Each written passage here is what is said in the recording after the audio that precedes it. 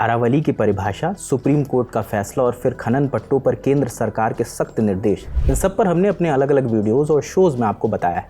लेकिन आज आपको कुछ आंकड़ों से रूबरू करवाते हैं। इंडियन एक्सप्रेस में छपी रिपोर्ट के मुताबिक बीते 7 साल में राजस्थान में अवैध खनन से जुड़े 7173 FIR रजिस्टर हुई हैं। इनमें से 4181 सिर्फ अरावली जिले की है। एक और आंकड़ा बताते हैं, राजस्थान में 71,322 अवैध खनन के केसेस सामने आए हैं। इनमें छोटे बड़े सभी केसेस हैं, जो वो केस भी शामिल हैं जब पुलिस ने कार्रवाई करते हुए चालान काटे और FIR रजिस्टर नहीं हुई। इनमें से 40,175 केस महज अरावली जिले के हैं। इसी बीच एक बयान राजस्थान के चोमू विधानसभा से 3 बार के बीजेपी विधायक रहे रामलाल शर्मा का भी आया है। वो कह रहे हैं, राजस्थान सरकार और मुख्यमंत्री का इरादा साफ है कि अरावली को एक पत्थर का भी नुकसान नहीं पहुंचने देंगे। पिछले 2 सालों में बीजेपी सरकार ने अवैध खनन और खनन माफियों के खिलाफ सख्त निर्णायक कार्रवाई की है। उन्होंने कुछ आंकड़े भी शेयर किए हैं। उन्होंने कहा, 15 दिसंबर 2018 से लेकर 14 दिसंबर 2023 के बीच अवैध खनन के 29,209 केस रिपोर्ट हुए हैं। वहीं बीजेपी की भजन लाल सरकार के दौरान 2 साल में 10,1966 केस रजिस्टर हुए हैं। रामलाल शर्मा बीजेपी और कांग्रेस के कार्यकाल में अवैध खनन के केसेस को कंपेयर कर रहे हैं। वो आगे कहते हैं, बीजेपी सरकार के 2 सालों में 1002 FIR हुई हैं, वहीं कांग्रेस सरकार के आखिर के 2 साल में 3189 FIR हुई। इंडियन एक्सप्रेस में माइंस एंड पेट्रोलियम डिपार्टमेंट के प्रिंसिपल सेक्रेटरी टी रविकांत का एक बयान भी छपा है। वो बताते हैं, रिपोर्ट हुए केसेस का मतलब वो सभी मामले हैं जिनमें खनन विभाग ने खुद कार्रवाई की है, जैसे नोटिस देना, जुर्माना लगाना। वही FIR सिर्फ उन मामलों में होती है जिनमें पुलिस थानों में मामला दर्ज किया जाता है। वो आगे कहते हैं, अवैध खनन में रिपोर्ट की गई घटनाओं में अवैध ट्रांसपोर्टेशन, अवैध भंडारण जैसे मामले शामिल होते हैं। इनमें से ज़्यादातर मामलों में फ़ाइन लगाकर केस निपटाया जाता है, इनमें FIR नहीं होती। लेकिन अगर किसी मामले में मारपीट, चोरी या कोई गंभीर अपराध होता है तो FIR लिखी जाती। यही कारण है कि FIR का नंबर कम होता है।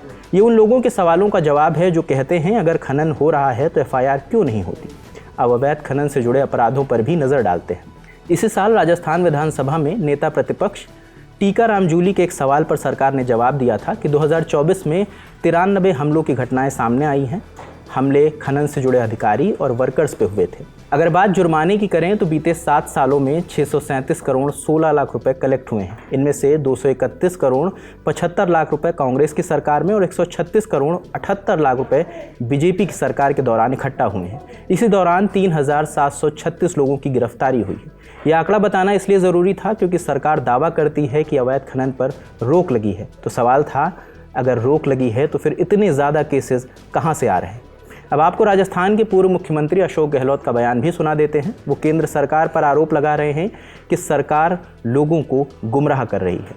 आप सोच सकते हैं कि असत्य बोलने की भी सीमाएं होती है, गुमराह करने का भी एक पता नहीं इनके दिमाग में क्या है कि जनता गुमराह होने वाली नहीं है। ये बहुत बड़ा इश्यू बन चुका है। कभी केंद्र सरकार भी कहती है कि हम अरावली को छेड़छाड़ नहीं होने देंगे।